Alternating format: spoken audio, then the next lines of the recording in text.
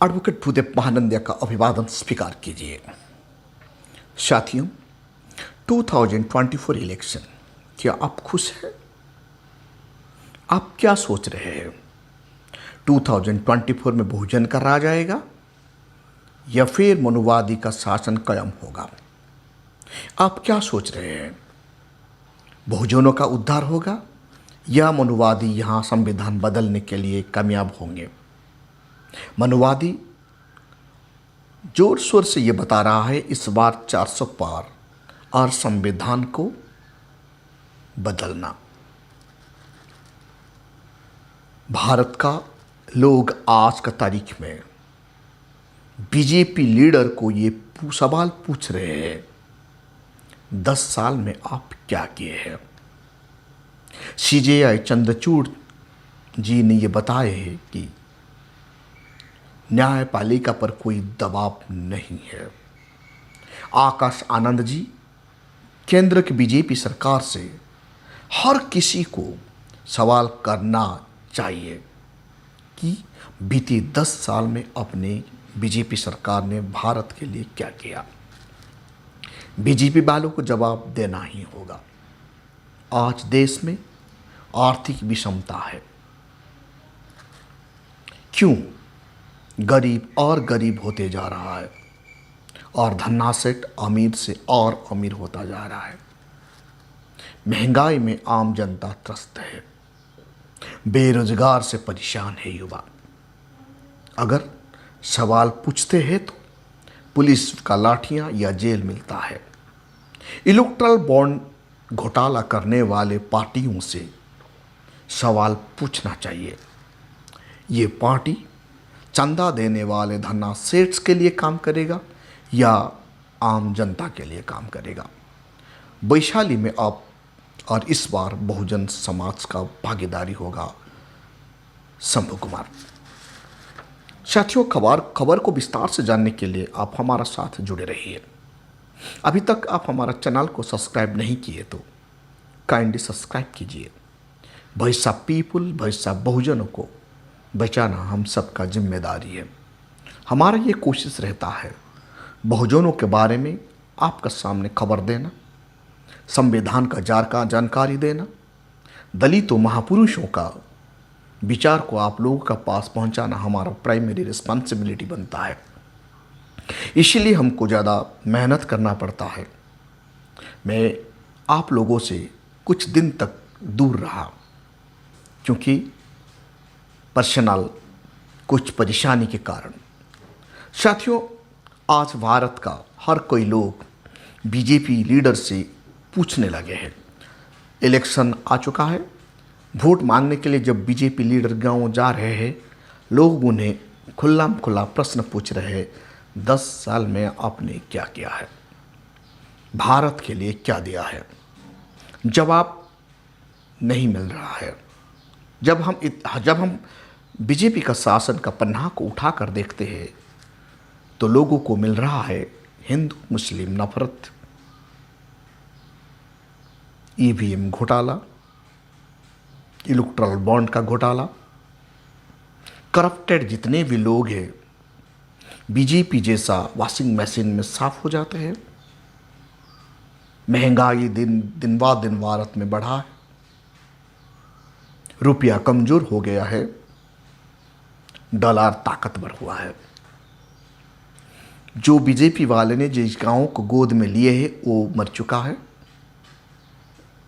स्वच्छ भारत अभियान बिल्कुल डर्टी हो चुका है।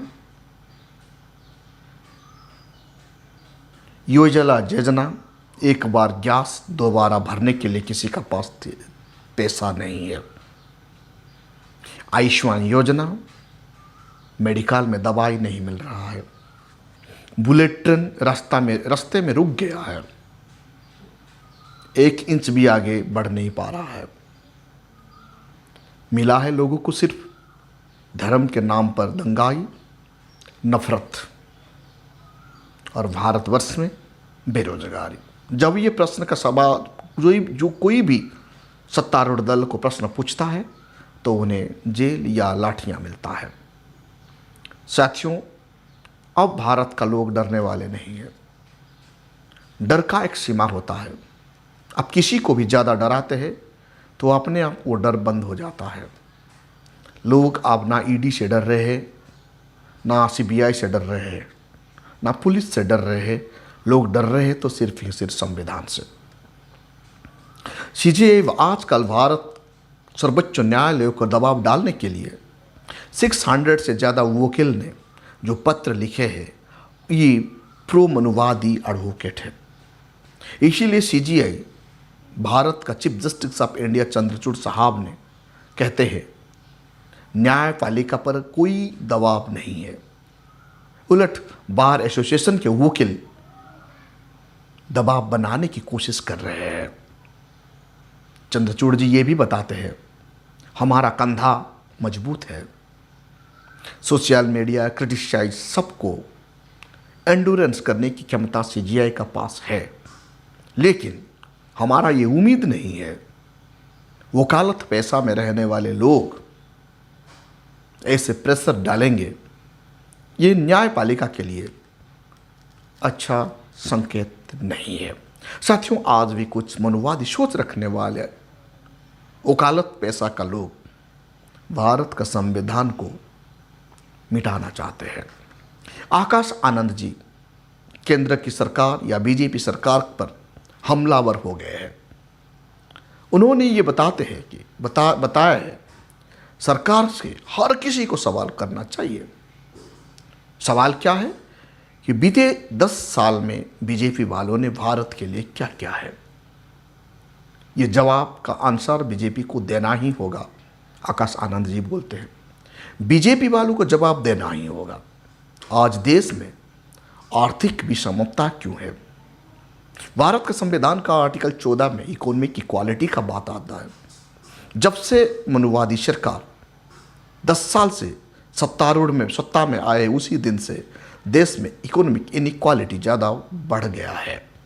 तो सोचिए 400 पार मतलब संविधान को बदलना, यानी संविधान को बदलना मतलब आर्टिकल 14 को भी मिटाना, यानी इकोनॉमिक इक्वालिटी को मिटाकर धन्ना सेठ को अमीर बनाना और गरीब को भिखारी बनाने की षड्यंत्र ये चल रहा है। बढ़ती महंगाई से लोग त्रस्त है। आज सवाल पूछना होगा बीजेपी से, महंगाई इतना क्यों बढ़ गया है? जब 450 रुपये गैस का सिलेंडर बढ़ गया था तब बीजेपी वाले सड़क पर आकर हंगामा कर रहे थे। आज गैस 1000 रुपये लगभग हो चुका है, फिर सवाल कौन पूछेगा? इसीलिए आकाश आनंद जी बताते हैं सवाल पूछना ही होगा बीजेपी से। बीजेपी वालों को जवाब ही देना होगा क्यों गैस इतना महंगा हो गया है, घरेलू पदार्थ क्यों इतना महंगा हो गया है, खाने पीने का चीज इतना क्यों महंगा हो गया है, लोग खाएंगे क्या, जिएंगे कैसे?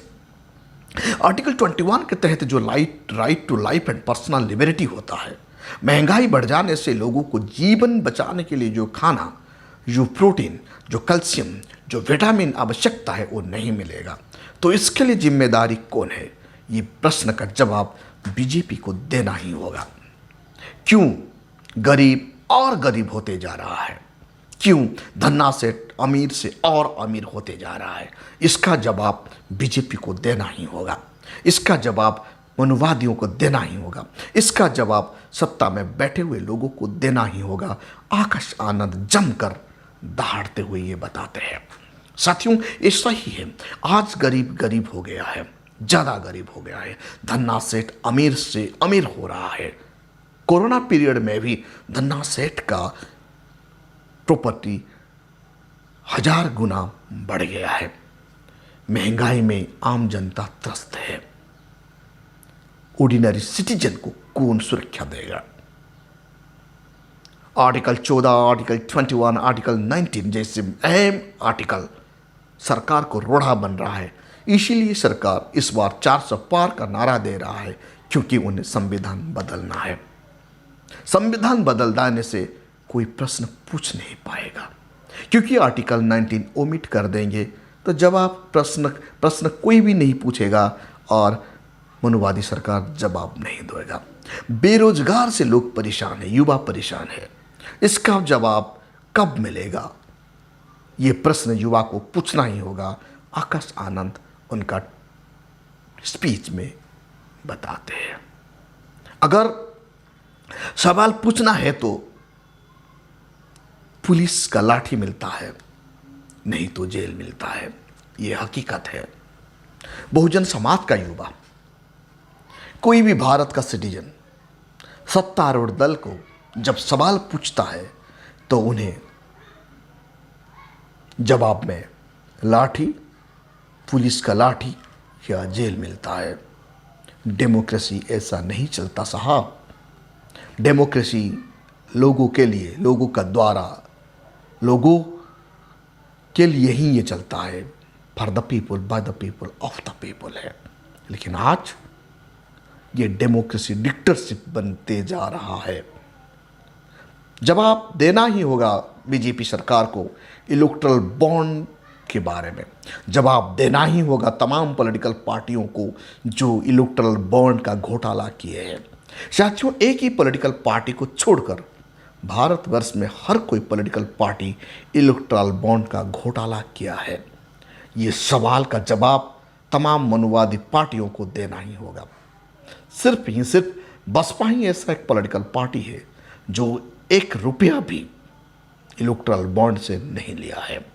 साथियों, ये जो चंदा देने वाले धना सेठ है, जो सेठ लोगों ने इलेक्टोरल बॉन्ड से चंदा दिए हैं, ये जो चंदा लेने वाले पार्टी किसके लिए काम करेगा? धन्ना सेठ के लिए या आम आदमी के लिए? जवाब देना ही होगा इलेक्टोरल बॉन्ड लेने वाले पार्टियों को। जवाब ये क्या देंगे? आपका सामने जवाब मिल रहा है। अमीर अमीर होते जा रहा है, गरीब गरीब होते जा रहा है। बहुजन समाज पार्टी ऐसा एक पार्टी है जो धन्ना सेठ से 1 भी रुपया इलेक्टोरल बॉन्ड नहीं लिया और लेने वाला भी नहीं है, क्योंकि ये पार्टी संविधान से चलता है और गरीबों का, मजलूमों का आवाज़ बनकर बात काम करता है और उनका कार्यकर्ता का चंदा से अपना पार्टियों चलाता है। साथियों, इस बार वैशाली में शंभू कुमार का दहाड़ है। कयास ये लगाया जा रहा है शंभू कुमार बसपा से लड़ेंगे। नागीना से शंभू कुमार नागीना रैली में गए थे। आकाश आनंद जी का साथ उनका मुलाकात हुआ। लोग ये कयास लगाया जा रहा है कि शंभू कुमार वैशाली से बहुजन समाज पार्टी का टिकट में लड़ेगा। देखते हैं वक्त क्या बताता है। साथियों, आप देख रही है voice of people, voice of Bahujan. अभी तक आप हमारा चैनल को सब्सक्राइब नहीं किए को काइंडली सब्सक्राइब कीजिए, बेल का आइकन जरूर दबाइए। Voice of people, voice of Bahujan आपका आवाज़ बन के खड़ा होता है। बहुजन समाज का, महापुरुषों का मिशन के बारे में बताता है, भारत के संविधान के बारे में बताने के लिए कोशिश करता है। इसीलिए आप हमारा चैनल को सब्सक्राइब कीजिए, बेल का आइकन जरूर दबाएं, लाइक करने में कंजूसी मत होइए, इनको शेयर कीजिए और लाइक कीजिए और कमेंट कीजिए। Voice of people, voice of Bahujan का प्राइमरी रिस्पॉन्सिबिलिटी है बहुजनों का आंदोलन के बारे में बताना और आपका आवाज़ बनना। Thank you.